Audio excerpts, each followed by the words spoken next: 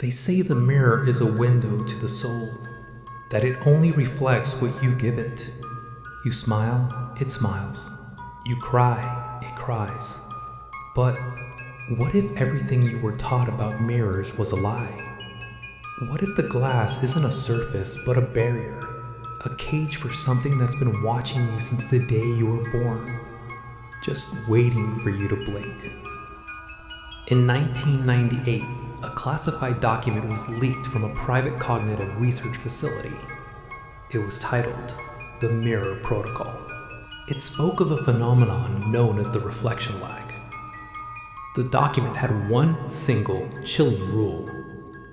If you ever notice your reflection move even a fraction of a second after you do, you are no longer looking at yourself. You are looking at a predator that has finally broken its chain. Meet Elias. He was a software engineer, a man of logic and code. He didn't believe in ghosts, and he certainly didn't believe in legends. He had just moved into a studio apartment in a quiet suburb of London. It was an old place filled with heavy, brass-framed mirrors that seemed to belong to another century. During the first week, everything was normal. But on a rainy Tuesday night, while Elias was washing his face before bed, the world shifted. He splashed cold water on his face, wiped his eyes, and looked up. For a split second, his heart skipped a beat. He felt like the Elias in the mirror had raised his head just a millisecond after he did. He shook it off. Just exhaustion, he told himself. But the next night, it happened again. He was brushing his teeth, and as he leaned down to rinse, he caught it in the corner of his eye. His reflection didn't lean down. It stayed standing, staring at the top of Elias's head with a cold, hollow gaze.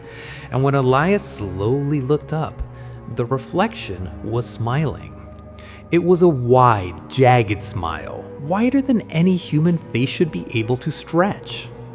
Elias remembered the leak. He remembered the 30-second rule. The protocol states, the moment your reflection smiles while you are not, the hourglass of your life begins to empty. You have exactly 30 seconds to leave the room and lock the door. If you stay, the switch begins. But Elias was a man of curiosity, a fatal mistake. Instead of running, he grabbed his phone. He wanted proof. He stood in front of the mirror, his hands shaking, his breath coming in short, jagged gasps. In the camera lens, Elias was crying in terror, but in the mirror, the entity was perfectly still. Then the eyes started to change. The pupils bled away, turning into a pale, milky white, void of life, void of mercy. The air in the bathroom grew freezing. The smell of old, stagnant water filled the room. Elias realized he had 15 seconds left. He reached for the door handle, but it wouldn't budge, as if someone or something was holding it from the other side.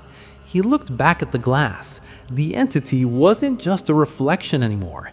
It was pressing against the glass from the inside. The surface of the mirror began to ripple like water. A long, pale hand with fingers that looked like white porcelain began to emerge from the center of the mirror.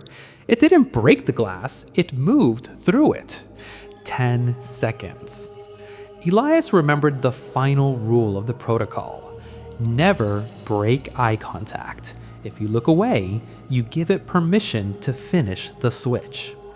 With tears streaming down his face, he stared directly into those dead, white eyes. He screamed as he threw his entire body weight against the door. The wood groaned. The porcelain hand was inches from his throat. 5 seconds. 4. 3. With a deafening crack, the door flew open. Elias tumbled into the hallway, scrambled to his feet, and slammed the door shut. He didn't look back. He ran out of the apartment, out of the building, and into the crowded, neon-lit streets. He didn't stop until he reached a hotel miles away. Months passed. Elias tried to move on. He moved to a new city and lived in an apartment with no mirrors. He shaved by touch. He never looked at his own face. He thought he was safe. He thought he had beaten the protocol. But one afternoon, while walking past a large department store window, Elias stopped. A cold shiver crawled up his spine. He looked at the glass of the shop window. He saw his reflection walking alongside him, perfectly normal.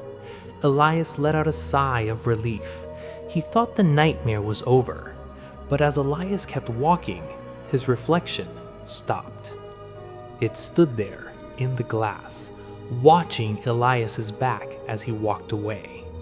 And then, slowly, the reflection raised a finger to its lips, as if telling the world to stay silent. Its eyes faded into that same pale, milky white. It wasn't trapped in the mirror anymore. It was just waiting for Elias to look into a mirror one last time so it could finally come home.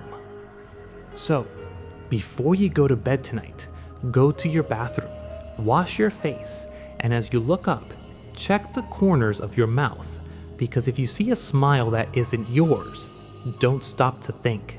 Don't grab your phone. Just run. You have 30 seconds, and the clock is already ticking.